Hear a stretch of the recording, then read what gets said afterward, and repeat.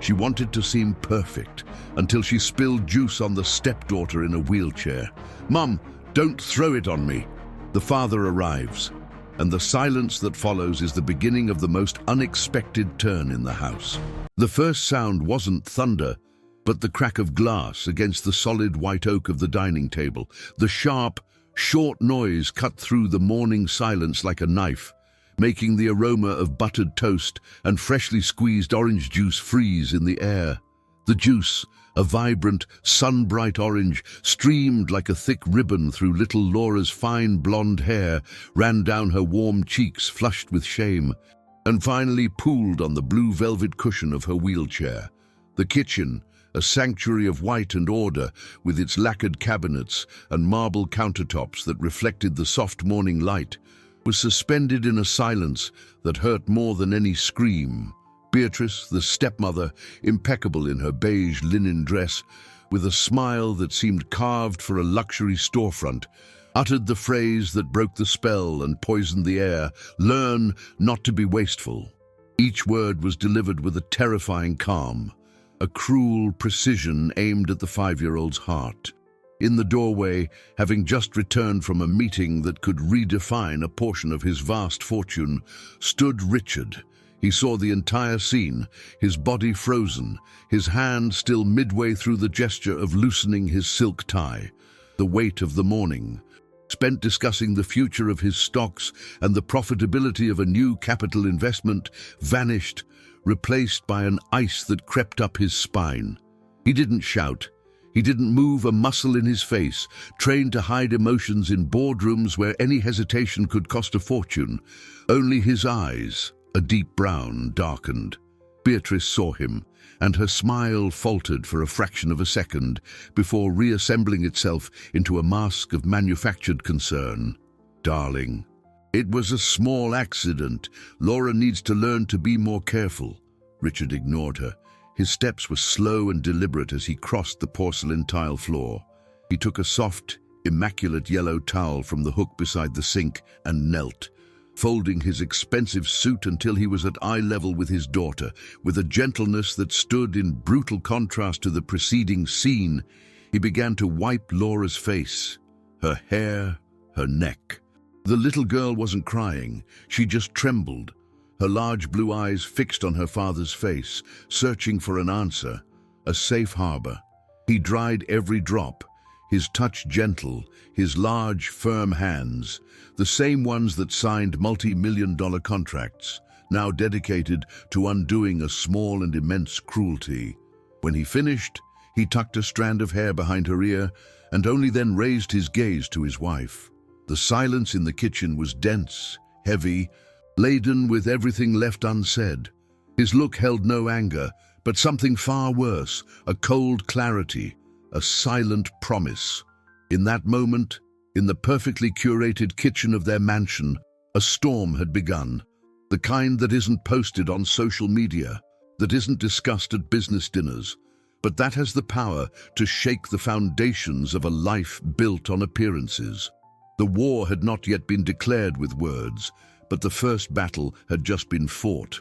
And Richard's silence was the most deafening cannon of all. Night fell on the mansion like a velvet shroud, muffling sounds and amplifying shadows. The scent of toast and orange had dissipated, replaced by a dense, uncomfortable silence that settled into every room. Laura was already in her bedroom, a miniature universe painted in shades of pink and white. The lights were off, except for a small star-shaped lamp that projected constellations onto the ceiling. She wasn't sleeping. Lying on her side, she clutched an old baby monitor, a device yellowed with age, with a bent antenna and worn buttons.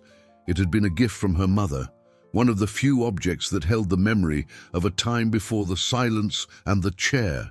Richard, her father, insisted on keeping it on every night, a habit born of care that had become a ritual, an invisible connection that soothed him during his long nights of work. For Laura, the small object was a talisman, a shield against the fears the darkness brought. Tonight, she held it as if her life depended on it, the cool plastic against her still sensitive cheek. Meanwhile, In the office across the hall, Richard stared at his computer screen without seeing the performance charts of his stocks. The numbers that usually commanded his attention, dictating the flow of his capital and the growth of his fortune, seemed distant, insignificant. The image replaying in his mind wasn't a green arrow pointing toward profit, but of orange juice running down his daughter's face. He felt a cold, calculated anger, the same he felt when a promising deal was sabotaged. And, as in business, he knew that impulsiveness was the shortest path to defeat. Acting on emotion was for amateurs. He was a strategist. He needed facts, irrefutable proof. He stood and walked to the security room, a discreet space in the mansion's basement. "Miguel, good evening. I need you to pull up the recordings from the kitchen this morning, around 8. The security guard, a loyal and discreet man, nodded without question. In seconds, the scene unfolded on one of the screens. Richard watched, his jaw tight. The image was crisp, high definition. It showed Beatrice's quick, deliberate gesture, the way the glass tilted, the liquid cascading down. It showed her smile wavering when she saw him in the doorway, but something crucial was missing. "The audio?" he asked, his voice low. "Disabled in the kitchen, sir. Mrs. Beatrice's orders, since the installation, to maintain the privacy of family conversations." Richard felt a pang of frustration. Privacy, a convenient excuse that served her purposes perfectly. He asked Miguel to rewind the tape to the start of the morning. He watched the head housekeeper setting the table, and that's when he noticed it. The glass, it was heavy, thick, different from the colorful acrylic tumblers Laura always used, which were lighter and safer for her small hands. He asked to fast forward to the previous afternoon, and there was the proof, a cleaning staff member putting away the acrylic tumblers and replacing them with a new set of glassware, fresh out of the box. A small, almost imperceptible change, but one that changed everything. It wasn't an accident. It was, at the very least, calculated negligence. He thanked Miguel and returned to his office. He sat in his leather chair, his mind working quickly, connecting the dots. He wouldn't confront her, not yet. This was a game that required patience. He would watch her, gather every piece of the puzzle. Beatrice had become a dangerous liability within his own home, and he would deal with her the same way he dealt with any bad investment, with strategy, precision, and at the right moment. The silent war had begun. Tuesday dawned with a forced normality, as if the house were trying to erase the stain of the previous day. The air smelled of fresh flowers, towering white lilies that had been replaced in the entryway before the sun was even up. Beatrice orchestrated the morning with the efficiency of a general in peacetime. On the phone, her voice was melodic as she discussed the details of a charity dinner she had decided to host on Saturday. "Yes, darling, an evening to celebrate family and generosity. Having Helena from the society column is essential. I want everyone to see our commitment." She spoke of the perfect family and values, and each word was a brick in the wall she was building around herself. Richard, from his glass-walled office, heard snippets of the conversation and understood the play. It was a classic public relations move, a way to turn their home into a stage and their family into a product to be admired, a strategy to increase her social assets, as valuable as the stocks he traded. While the charade unfolded in the living room, behind the scenes of the mansion, the truth was hiding in a piece of fabric. Eleanor, the housekeeper with calloused hands and a kind smile whom Laura called Auntie, was making her cleaning rounds. She wasn't like the other staff, who maintained a respectful, professional distance. Elena had a genuine affection for the little girl, an affection that came from a simple and honest place, far from the world of big business and the relentless pursuit of profit. While cleaning the small pantry next to the kitchen, something caught her eye. Tucked at the bottom of a bin of cleaning rags, as if discarded in a hurry, was a dish towel she knew well, a yellow one with embroidered sunflowers. It was stiff, hardened by dried juice, but when she picked it up, she felt the stubborn dampness that still lingered at its center. She discreetly brought it to her nose, and the smell confirmed her suspicions. Orange and salt, the smell of a child's tears. Elena's heart sank. She hadn't seen the scene, but she had heard the sound of the glass, and I later had seen Laura's frightened eyes. Now she held the silent proof of that small cruelty. A whirlwind of thoughts overwhelmed her. Should she speak up? Tell Mr. Richard what she found? The idea made her tremble.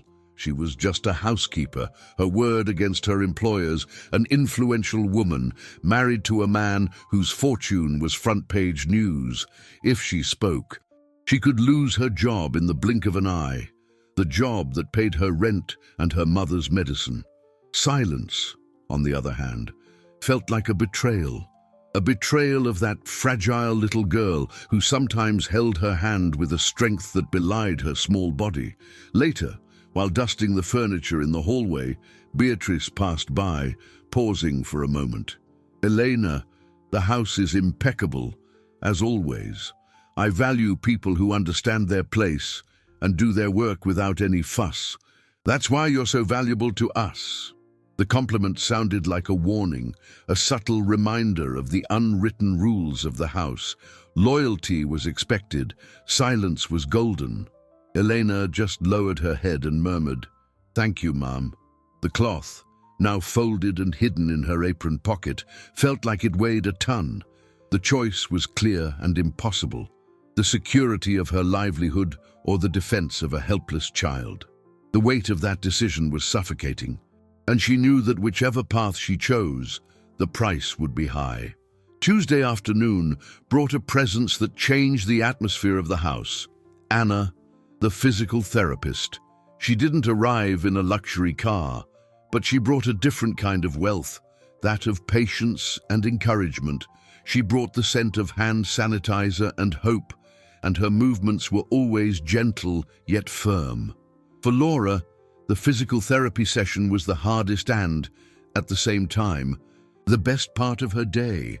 It was a time when her small body was challenged to go further, but also where every minor effort was celebrated as a great victory. That day, in addition to the exercises to strengthen her arms and torso, Anna introduced something new. Sitting on a low stool in front of Laura, she held the girl's small hand. "Laura, sometimes when we get nervous or scared, it feels like our voice disappears, right? Like it gets stuck right here," she said. Gently touching her own throat, Laura nodded, her eyes fixed on Anna's, feeling understood in a way that rarely happened. "So, let's create a secret signal, just for us. When you need help, when your voice won't come out, or when you just want me to know you're not okay, you're going to do this." Anna guided Laura's hand to the side rail of her wheelchair, and Ian, with the girl's little fingers, tapped 3 times. The sound was sharp, but clear. Tap, tap, tap. 3 little taps, like a magic password. "It means I need you, deal." Laura's eyes lit up at the idea. A code, a tool that didn't depend on her timid voice. She practiced a few times, the sound echoing softly through the playroom.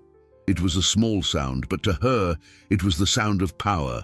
Later, after Anna had left, the bedroom door opened. It was Beatrice, and the lightness the therapist had left in the air dissipated like smoke. "Darling, we have an important dinner on Saturday. We need to practice your etiquette so you can be the perfect little hostess." The word "perfect" landed on Laura with the weight of an anvil. Beatrice placed a small table in front of her and an empty glass on top. "Let's practice. You must hold the glass firmly, smile, and say thank you when someone serves you." The pressure began to build in Laura's chest. The image of the juice, the cold touch of the glass. The stepmother's cutting voice. Her throat closed up. She wanted to say, "I don't want to," but the words wouldn't come. The fear of making a mess again, of causing another scene, paralyzed her. Beatrice sighed, her impatience barely concealed by a tense smile. Come on, Laura. We don't have all day. Your grandparents will be here, the press. Everything has to be flawless. Our family's image is one of our greatest assets. Desperate, Laura remembered. The code. It was now or never. With a trembling hand, she moved her fingers to the rail of her chair. Tap, tap, tap. The 3 taps sounded clearly in the silence of the room. Beatrice paused, her head tilted. A slow smile that didn't reach her eyes formed on her lips.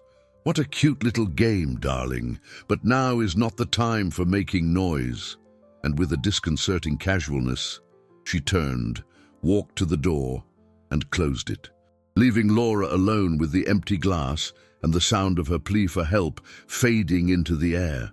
Across the hall, in his glass-walled office, Richard was on a video conference about the dividends from a European investment fund.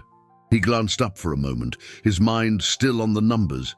He didn't hear the taps, but he saw Laura's bedroom door closing softly. He saw Beatrice walk away with an air of satisfied tranquility. He diverted his gaze from the computer screen, made a pausing gesture to the camera, and mentally noted the time in his sharp mind, 3:47 p.m. The Tuesday afternoon sun descended toward the horizon, painting the sky in shades of orange and purple that seeped through the mansion's panoramic windows. For Richard, however, the world outside didn't exist.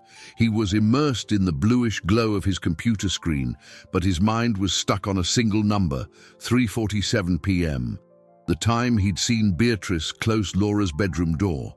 It hadn't been a violent gesture, but there was a cold finality to it, a definitive punctuation that deeply unsettled him. It was the same instinct that alerted him when a business partner was about to back out of a crucial deal, a sixth sense honed by years of navigating the treacherous waters of high finance, where a limp handshake or an averted gaze could signal the loss of millions in capital. He leaned back in his chair, his fingers drumming on the mahogany desk. He needed more. Intuition wasn't enough to manage his net worth, and it certainly wasn't enough to protect his daughter. That's when a memory surfaced, not from his domestic life, but from the corporate world. The audit, weeks earlier, on the recommendation of his security team, he had hired a firm to do a full sweep of his systems. The goal was to protect his digital assets, from his international fund investment data to the keys to his crypto wallet. Where a small fortune in Bitcoin was stored, one of the strongest recommendations had been to implement a continuous cloud backup system for all property data, including the security cameras, a measure to protect his assets, but one that could now serve an infinitely more valuable purpose. With quick, precise movements, he accessed the system. The interface was complex, designed to protect sensitive business data, not to snoop on family routines. He navigated through the files, his mind focused. Main corridor. Today's date. He dragged the cursor to the 3:47 p.m. mark, and there it was. The image was clear, recorded from a high angle. He saw Laura's bedroom door ajar, and then the figure of Beatrice, elegant and serene, closing it gently before turning and walking down the hall. He rewound and watched it again and again. The image confirmed what he had seen, solidifying the timeline in his mind. But it also reinforced his greatest frustration: no audio. The visual proof was there, but the context, the emotion, the truth of what had happened in that room was trapped in silence. It was like having a stock market chart without understanding the news that caused the crash. He had the what, but not the why. The anger surged again, a cold, impotent wave. He had a timeline, but he lacked the sonic proof that would turn suspicion into fact.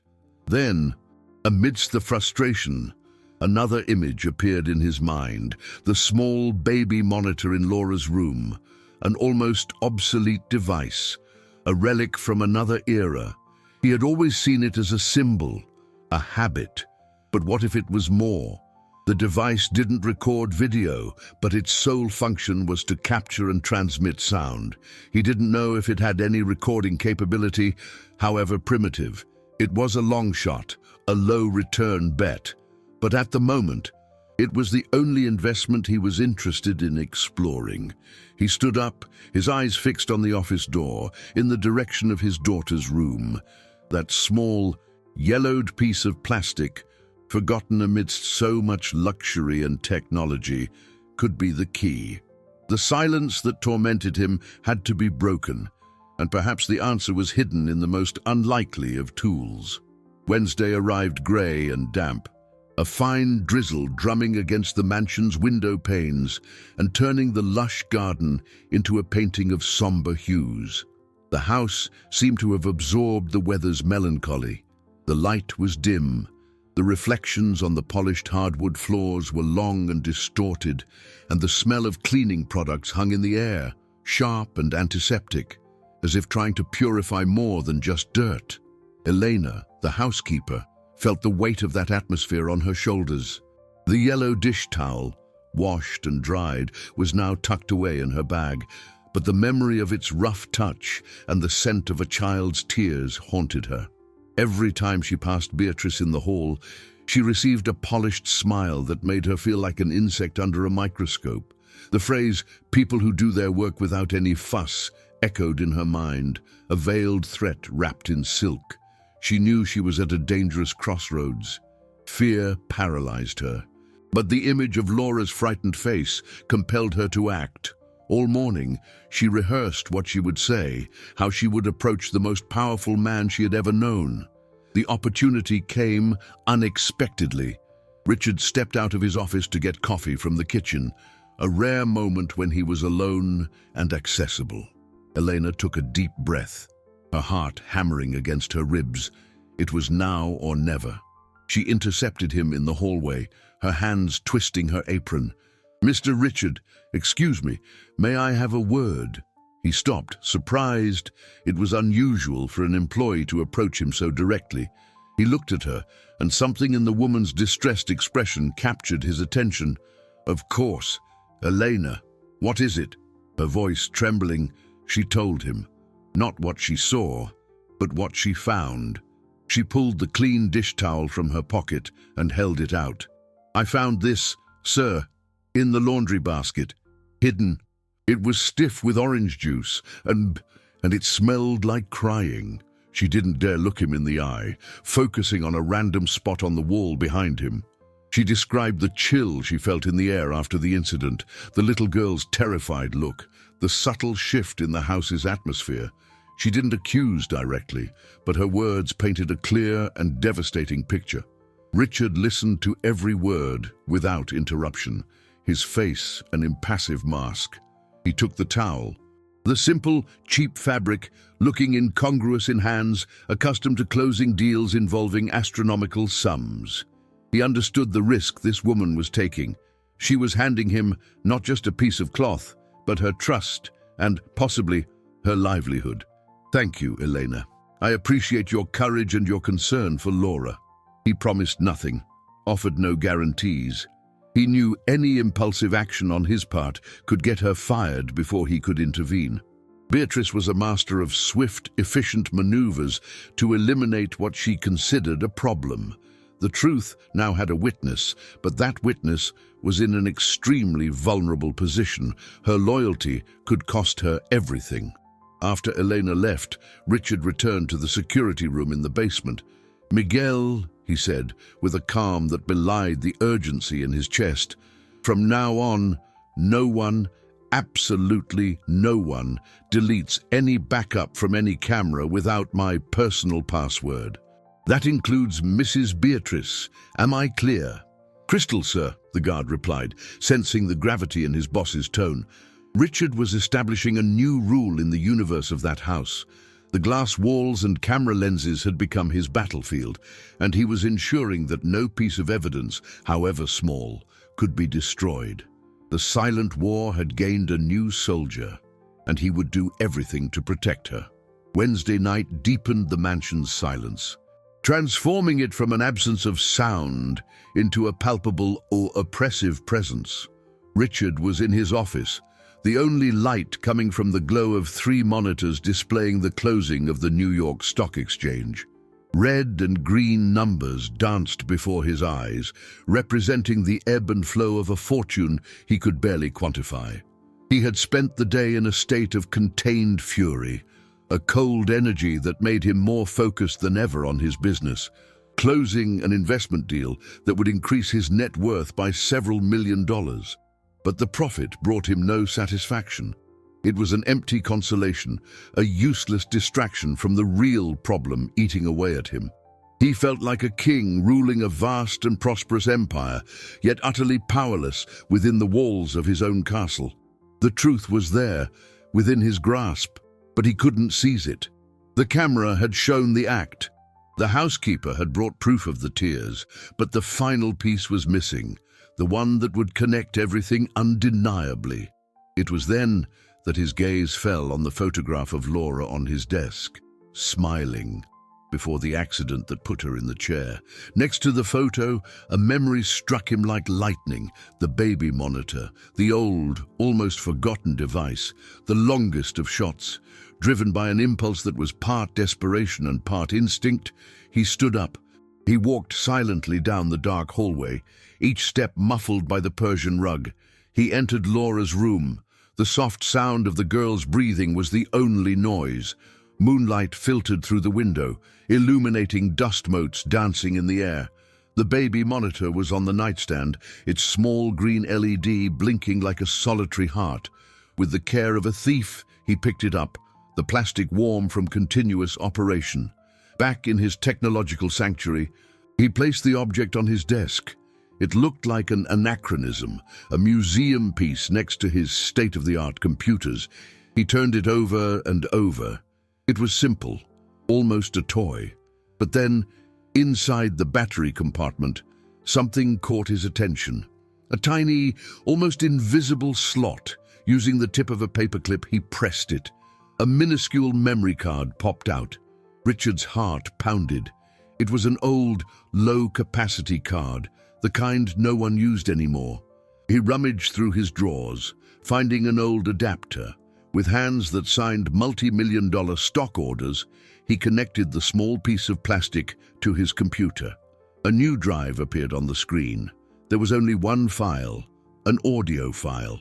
He put on his headphones, sealing himself off from the world. He double-clicked.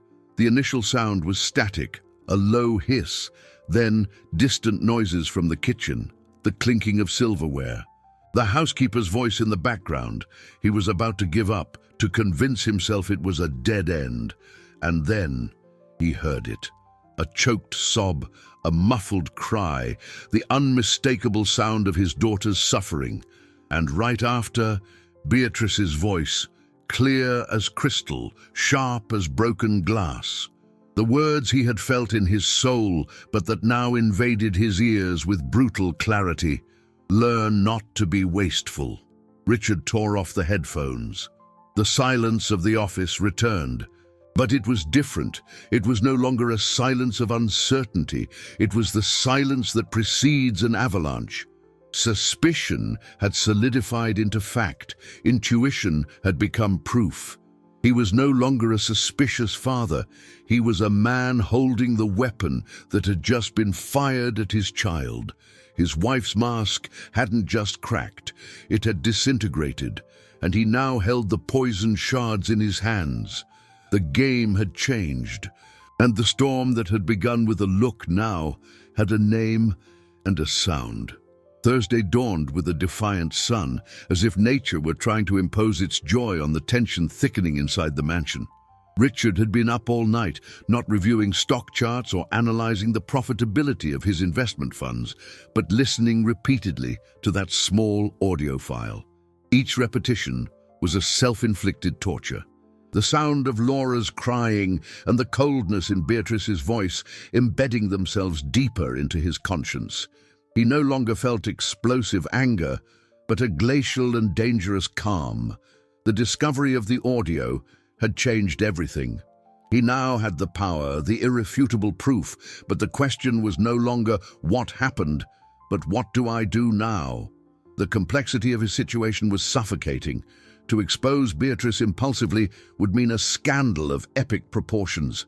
His life, meticulously constructed to project an image of success and stability essential for maintaining investor confidence and the health of his businesses, would be dragged through the mud. The word divorce alone would make his stocks waver. A divorce with allegations of child abuse, even emotional, would be a financial catastrophe. His net worth, his assets, everything would be under relentless public scrutiny. While he fought this internal battle, Beatrice, oblivious to the time bomb he held on his computer, doubled down. With infectious enthusiasm, she spent the morning on the phone, finalizing preparations for the Saturday dinner. Her new idea was a public relations masterstroke. "Darling, yes, we'll have a juice bar just for the children, a kids-friendly station. Isn't that adorable? With colorful cups, fun straws, and name tags for Laura in a beautiful cursive font. I want everyone to see how natural inclusion is in our family." Richard heard the word inclusion and tasted the bitter tang of hypocrisy. It was a performance, a calculated staging to turn his daughter into an accessory for her own virtue.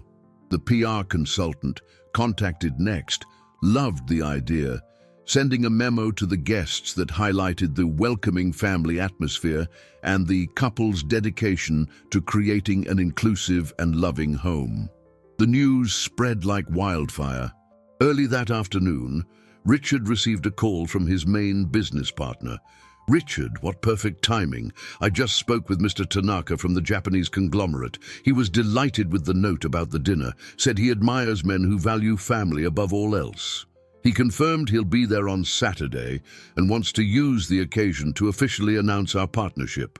We're talking about a cash flow that will change the game, my friend." "Congratulations." The call ended, and Richard felt the weight of the world on his shoulders. The trap was perfectly set. Beatrice, with her social cunning, had woven the perfect family image into the biggest deal of his career. If he exposed the truth that night, he wouldn't just be destroying his marriage. He would be risking millions in investments, the future of his company, the stability of hundreds of employees.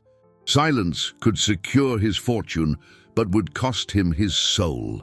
Speaking the truth could save his daughter, but the price would be an empire. He was trapped between the duty of a father and the responsibility of a billionaire. And at the center of it all was Laura, small and oblivious to the fact that her well-being and the fate of a vast fortune were on a collision course, set to explode on the perfectly decorated stage of the Saturday dinner. Friday arrived with a different energy, a buzz of anticipation that coursed through the mansion's halls. The event planning team circulated with clipboards and flower arrangements, transforming the house into a magazine spread. Beatrice was at the center of it all, a queen in her domain, delegating tasks with a firm smile and relentless efficiency. She supervised the setup of the kids-friendly juice bar, tasting samples, choosing the colors of the straws, ensuring the calligraphy on Laura's name tags was flawless. It was a masterpiece of image manipulation, and she conducted it with the skill of a maestro. Amid this whirlwind, Anna, the physical therapist, arrived for her session with Laura. Her presence was a breath of fresh air, a pause in the artificiality that had taken over the house. She didn't care about the decor or the guest list. Her focus was entirely on the little girl. Today, the session was in the garden, taking advantage of a rare break in the clouds. As she guided Laura through her exercises, Anna listened to her attentively. The girl, using simple words and short sentences, talked about the dinner. "Lots of people," she whispered, "and cups. Pretty." Anna noticed the hesitation, the fear hidden beneath the apparent admiration. She noted how Laura's fingers tensed when she mentioned the cups. "Do you want to tell me something about the cups?" Anna asked gently. Without pushing, Laura shook her head, her voice trapped again. Then, remembering her secret code, she tapped 3 times on the armrest of her chair. Tap, tap, tap. Anna took her hand. "I understand. You don't have to talk. I'm here." Later, when Richard appeared in the garden, Anna asked to speak with him alone for a moment. "Richard, Laura is making excellent progress with her arm strength, but I've noticed a great deal of anxiety about tomorrow's event. She gets especially tense when we talk about when drinks are served. It might be good to practice with her in a calm environment so she feels more secure." Anna's words, spoken with professional concern, were the missing piece in the plan Richard had begun to form in his mind. It was the perfect justification. He spent the rest of the morning with his daughter, far from the commotion. He took her to the pantry, a smaller, cozier space than the main kitchen. "And let's pick out your favorite juice for tomorrow," he asked. Laura, feeling safe beside her father, pointed to the strawberries. Then she looked at the high countertop and the glass tumblers the head housekeeper had started to polish. "Daddy, the cup. Can it be lower down?" she asked, her voice barely audible. The simple, devastating request hit Richard hard. It wasn't just about height. It was about control, about fear. "Of course, sweetheart. The cup will be exactly where you feel comfortable." That night, after all the planners had left and the house finally sank into stillness, Richard put the second part of his plan into action. He went to the media room, a space adjacent to the main dining room, and retrieved the receiver unit of the baby monitor. With a simple cable, he connected the small device's audio output to a discrete Bluetooth speaker he often used for music. It was a makeshift solution, an improvised fix that contrasted with the cutting-edge technology surrounding him. He hid the speaker behind a vase of orchids. Then he returned to Laura's room and positioned the baby monitor's transmitter on her nightstand. As always, he turned on the speaker and from his phone played a lullaby at a low volume. The sound, soft and clear, flowed through the media room. The test was a success. The house now had a clandestine audio channel, a sonic bridge connecting his daughter's room to the heart of the party. It wasn't an illegal wiretap. It didn't violate the no audio camera rule. It was just an old baby monitor, doing its job a little beyond its original purpose. He turned off the music. The silence that followed was heavy with potential. He had built the stage, adjusted the lighting, and now he had installed the sound. The truth was ready for its debut. Saturday dawned bright and clear. The sky a blue so intense it seemed to have been polished overnight. The mansion gleamed in the light, every glass and metal surface reflecting the day's splendor. The hustle began early. Florists moved in and out with arrangements of tropical flowers, their vibrant colors bringing life and warmth to the formal rooms. From the kitchen wafted the intoxicating aroma of fresh strawberries being turned into juice, a sweet fragrance that mingled with the scent of beeswax from the newly polished floors. The contrast between the external beauty and the internal tension was almost palpable. Richard decided to dedicate the morning entirely to Laura. He kept her away from the chaos of the preparations, creating a bubble of tranquility just for them. On the back patio, overlooking the sparkling pool, he set up a small table. On it, a light, unbreakable acrylic training cup and a pitcher of water. "Shall we practice our toasts for tonight?" he proposed with a warm smile. Laura, sensing her father's calm, agreed with a nod. He placed the cup at the perfect height for her chair, within easy reach of her small hands. They spent the next hour playing. They raised their cups, toasting the sun, the birds, the neighbor's dog. Richard made funny voices and exaggerated toasts, and for the first time in days, Laura laughed, a genuine, crystalline laugh that echoed through the garden and seemed, for a moment, to dispel all the shadows. It was a glimpse of the life they should have had, a reminder of what was at stake. The peace, however, was abruptly shattered in the middle of the afternoon. The lights in the house flickered and went out. A sudden silence fell over the mansion, broken only by the surprised murmurs of the staff. A power outage, caused by maintenance work on the street, plunged everything into a momentary twilight. It lasted only a few minutes, but the darkness was enough to agitate already frayed nerves. When the power returned, bringing the lights and sounds back to life, Beatrice seized the opportunity. With an air of concern, she approached Miguel, the security guard, who was at the control panel checking the systems. "Miguel, that power surge has me worried. The router for the cameras seems unstable. It's best to disable it for now, just to make sure nothing gets damaged before the party." It was a reasonable suggestion, spoken with the authority of the lady of the house, but Miguel, trained by Richard, knew his loyalty had a clear hierarchy. "I'm sorry, Mum, but Mr. Richard gave express orders not to shut anything down. The system has surge protection. I'll just reboot it to be safe." Beatrice shot him a glare, a smile frozen on her face. "Reboot? That could take a while. The guests are about to arrive." "Don't worry, Mum. I have the admin password. It will be quick." He typed in the password that only he and Richard knew. The network was back online in seconds, secure and inviolable. Beatrice's attempt to erase her tracks, to create a gap in the surveillance, had failed. For Richard, who observed the scene from a distance, it was the final confirmation. This wasn't just about cruelty. It was about a cover-up.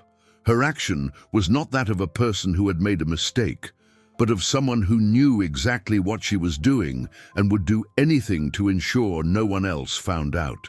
The tension in the house ratcheted up another notch. The failed sabotage attempt left Beatrice unsettled, and Richard even more determined.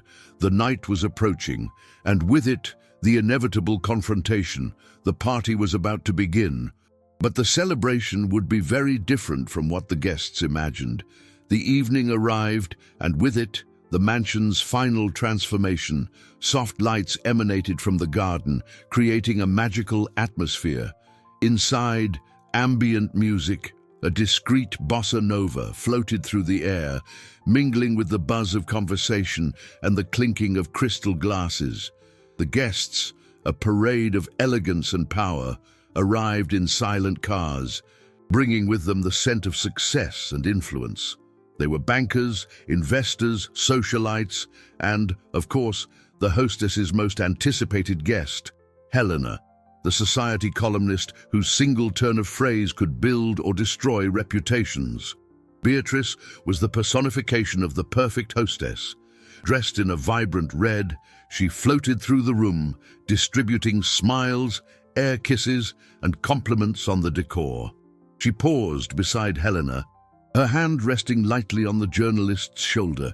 "Helena, darling, thank you for coming. For us, tonight is about what truly matters. Family. Family is support. It's care. It's our most precious asset." The line was delivered in a tone that was both intimate and performative, loud enough to be heard by those nearby. Laura, in her wheelchair, was positioned in a strategically visible corner of the room, next to the acclaimed juice bar. She wore a light blue dress that matched her eyes and watched the scene with a stillness that the adults mistook for shyness. Her small fingers, however, rested nervously on the metal armrest of her chair, the only part of her body that betrayed the storm raging inside. The key moment of the evening, orchestrated by Beatrice, was approaching. The candid family photo session. The columnist's photographer was already in position. "And now, a special moment," Beatrice announced, her voice radiant. "A toast with our little hostess." She approached Laura, her smile fixed. She picked up one of the colorful acrylic cups from the table, but at the last second, swapped it for a heavy glass one, identical to the one from that fateful morning. "This one will look much better in the photo, don't you think, dear?" she said, glancing at the photographer. The camera flash fired once, capturing the scene. Beatrice then leaned down to Laura, her voice a sweet, venomous whisper only the girl could hear. "Hold it tight. Smile. Don't embarrass me." She forced the glass into Laura's hands. It was cold and heavy. The girl's fingers trembled. The memory of the juice spilling, of the humiliation, washed over her with overwhelming force. Her throat closed. She looked at her stepmother's smiling face, and then at the crowd of anonymous faces watching her. all waiting for the perfect picture, the perfect scene. The fear was paralyzing, but then she remembered the practice with her father, the secret code with Anna, the silent promise she had made to herself. It was her only weapon. With the hand not holding the glass, she moved her fingers. Tap, tap, tap. The 3 taps, sharp and desperate, sounded against the metal of the chair. Across the room, near the fireplace, Richard was talking with Mr. Tanaka. He didn't see the gesture, but he heard the sound. It was nearly inaudible amidst the music and conversation, but to him, it was a siren. It was the same sound from their practice, the same rhythm. It was the signal. He closed his eyes for a fraction of a second, his heart heavy. The time had come. With a polite excuse to the investor, he turned and made a discreet gesture to Miguel, the security guard, who was positioned near the house's sound system. Miguel nodded. With a tap on his tablet, he slowly dimmed the lights in the room, creating a focal point. The stage was set. The curtain was about to rise. The moment the lights dimmed, a curious silence fell over the room. Conversations died, heads turned, and all eyes focused on the large television screen on the adjacent living room wall, which until then had been displaying a collection of abstract digital art. The art vanished, and the screen came to life with a cold, crisp image. It was the security camera footage from the kitchen, dated Monday morning. The image, without sound, was clinical and undeniable. It showed Beatrice's hand, elegant and perfectly manicured, tipping the glass of juice over Laura's head. It showed the orange liquid streaming down, and the woman's impassive expression. A shocked murmur rippled through the room. People exchanged confused glances, trying to process the dissonance between the gracious hostess before them and the cruel figure on the screen. Beatrice froze, the smile petrified on her face, her hand still on Laura's shoulder. "What is this? Some kind of technical glitch," she said, her voice trying to sound bewildered but laced with a sharp note of panic. But then, a second layer of evidence was laid over the first. From the small speaker hidden behind the orchid vase, a sound began to emerge. First, a low hiss, then the muffled, unmistakable crying of a child, and finally, Beatrice's voice, harsh, stripped of its party-sweetened veneer, cutting through the silence of the room with brutal clarity. "Learn not to be wasteful." If the image had been shocking, the audio was devastating. It removed any possibility of misinterpretation, any defense of an accident. The phrase, delivered in that tone, was a sentence. Beatrice's public mask didn't just fall. It was shattered in front of everyone, including Mr. Tanaka and Helena, the columnist, who stared from the screen to Beatrice with an expression of disbelief and journalistic fascination. The room held a collective breath. The air was so tense it felt like it might crack. Beatrice, pale as wax, tried to compose herself. "This is absurd. It's been edited." She spilled the juice. I was cleaning it up." Her voice was too loud, her defense too fragile. Richard emerged from the dim light. He wasn't shouting. His calm was the most frightening thing in the room. He stood beside his daughter, placing a protective hand on her shoulder. "It wasn't an accident, Beatrice, and it wasn't the only time." With the precision of a prosecutor presenting his case, he began to lay out the facts. He spoke of the acrylic cups being swapped for heavy glass the day before. He spoke of the towels soaked in juice and tears that Elena had found hidden away. He spoke of her attempt to shut down the camera router that very afternoon. And, as the final blow, he projected onto the screen from his phone screenshots of old text messages from before their marriage, exchanged between Beatrice and a friend, in which she referred to Laura as an adorable burden and an obstacle to our freedom. Beatrice's humiliation was total and absolute. Every word from Richard was a nail in her social coffin. She was exposed, stripped of her facade, naked under the judgmental gaze of the very society she had worked so hard to impress. Mr. Tanaka, The investor looked at Richard with an unreadable expression. Helena, the columnist, was already typing furiously on her phone. The party was over, but the real storm, that of the consequences, was just beginning. The silence that followed Richard's exposé was deeper and heavier than any noise. The guests, once pillars of an elite accustomed to masking emotions, were now mere spectators to a raw and uncomfortable truth. Beatrice, her face stained with tears of rage and humiliation, opened her mouth to speak, but no sound came out. She was defeated, her social capital reduced to ash in a matter of minutes. Richard didn't wait for a scene. With a firm voice that left no room for argument, he announced his decisions. "Beatrice, you will pack your things tonight and leave. My lawyers will be in contact with yours in the morning. Our life together is over." He turned to the stunned guests. "I apologize for this evening. Clearly, we had urgent family matters to attend to."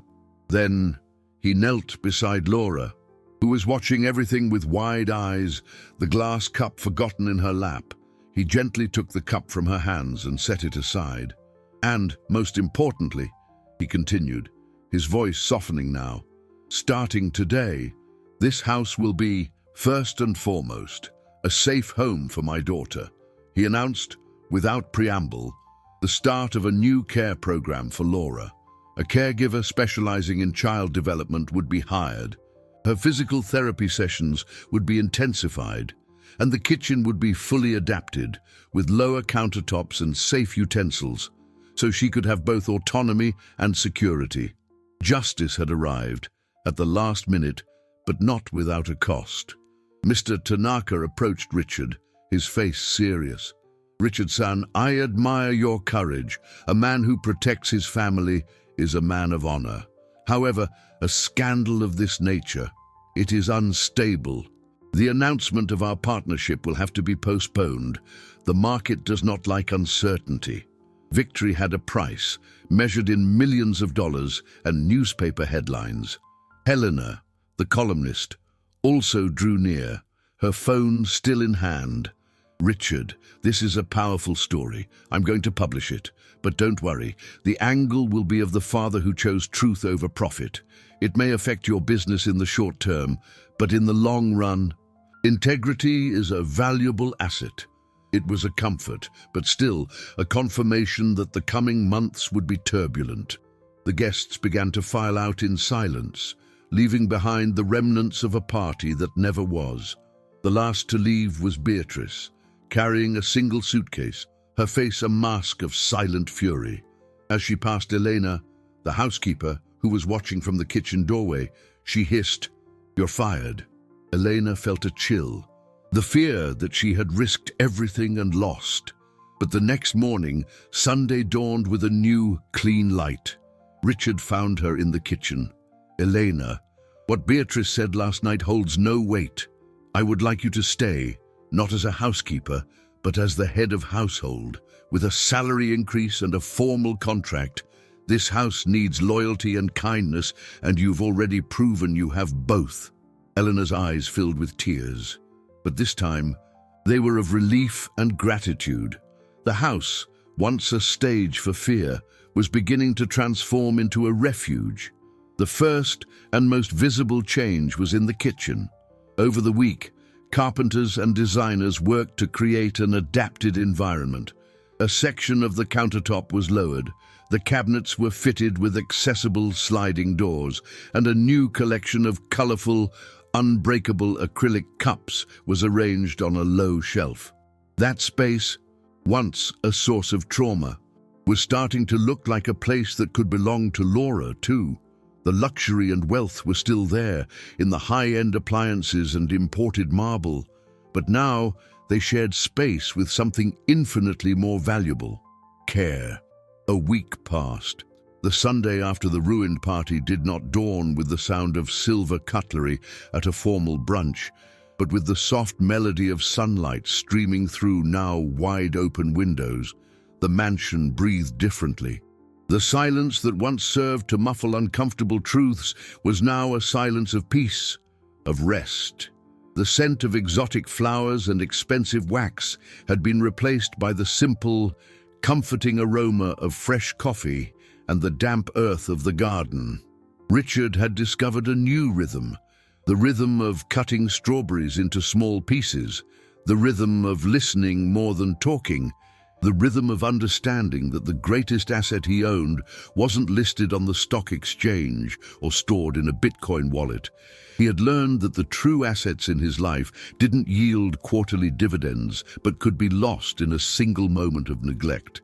The dip in his business, the postponed multi-million-dollar partnership, it had all become background noise. He realized he had spent years building a fortune in dollars and euros, accumulating assets and capital, but had nearly failed at the only investment that truly mattered. The inheritance he wanted to leave Laura wasn't just financial, it was a legacy of safety, of unconditional love, and of a voice that would never again have to be afraid to be heard. The kitchen was now the heart of the home. The lowered countertop, with its white quartz surface, gleamed in the morning light. Laura entered the room, pushing her chair with a newfound confidence. Her eyes no longer darted to the floor. They explored the space that was now also hers. She stopped beside the counter, at the perfect height for her. Richard watched her, his heart tight with a quiet pride. He said nothing, just took the strawberries he had chopped and put them in the blender with a little water. The whirring of the machine filled the kitchen for a moment, a sound of normalcy, of life. He poured the vibrant red smoothie into a blue acrylic cup, Laura's favorite color. With ceremonial care, he placed the cup on the counter, right in front of her, within her reach. The little girl took a deep breath, the sweet smell of the fruit filling her senses. Her small hands, once trembling, were now firm as they wrapped around the cup. She looked up at her father, and a shy but genuine smile lit up her face. She didn't need to speak. Raising one hand, she lightly touched the side rail of her chair. But it wasn't 3 taps. It was 2. Tap, tap. A new code, born not of fear, but of readiness. It wasn't a cry for help, but a signal. I'm ready. And then, without hurry, without hesitation, she lifted the cup and took a long, satisfying sip. Richard picked up his coffee mug and raised it in the air. Laura lifted her smoothie cup in response. They toasted. Luxury still gleamed on the polished surfaces of the mansion. But true wealth was now measured differently. The house, once a stage, had finally become a home. And the silence of that Sunday morning didn't hurt. It was just at peace.